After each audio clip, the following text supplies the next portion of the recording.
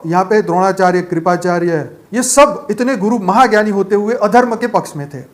उसका कारण क्या था? भीष्म पितामह, उनके परदादा अधर्म के पक्ष में थे। उन्होंने एक प्रतिज्ञा ले ली थी कि मैं तो बस इस राज्य का हमेशा रक्षक रहूंगा, चाहे सामने कोई भी क्यों ना हो। वही उनकी प्रतिज्ञा उनको भारी पड़ी। तो जो अज्ञान में है, तुम धरती लोक का कितना भी ज्ञान तुम्हारे पास हो, लेकिन तुम्हें ये नहीं पता कि आत्मा का कल्याण कैसे करे, तो उस ज्ञान का क्या करेंगे बताओ। वही शक्ति कर्ण के सामने शक्ति थी पर काम नहीं आई। उनको श्राप मिला था कि सही समय पे तुम्हें शक्ति मिलेगी नहीं, तुम यूज नहीं कर पाओगे, तुम्हें काम नहीं आएगी। देखो, सब कुछ होते हुए भी इंसान ना खा पाता है, ना सो सकता है, ना जाग सकता है।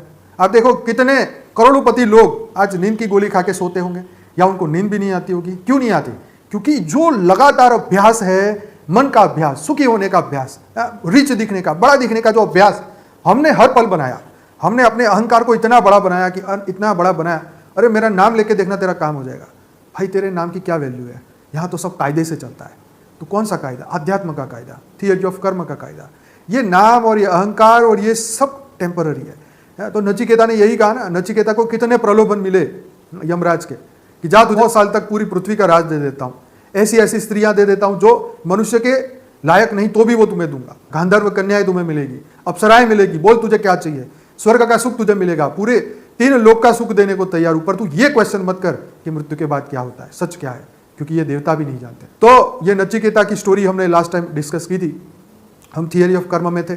तो भगवान ये समझाते हैं कि सुख दुख तो तूने बहुत देख लिया, उसको देखता ही रहा है, और तुझे बहुत अभ्यास हो गया, अहंकार का अभ्यास हो गया, लोभ लालच का अभ्यास हो गया, अपने भीतर एक अंधकार का बहुत अभ्यास हो गया, लेकिन तू जागृति की ओर कैसे बढ़ेगा, तू उजाले की ओर कैसे जाएगा, तू आत्मा की ऊर्ध्व गति की ओर कैसे जाएगा। अधोगति तो तेरी हो ही रही है, क्योंकि तू इसी का अभ्यास कर रहा है। यही मनुष्य का अभ्यास, दुखी होने का अभ्यास तूने खूब किया, और कर भी रहा है और दूसरे को करा भी रहा है।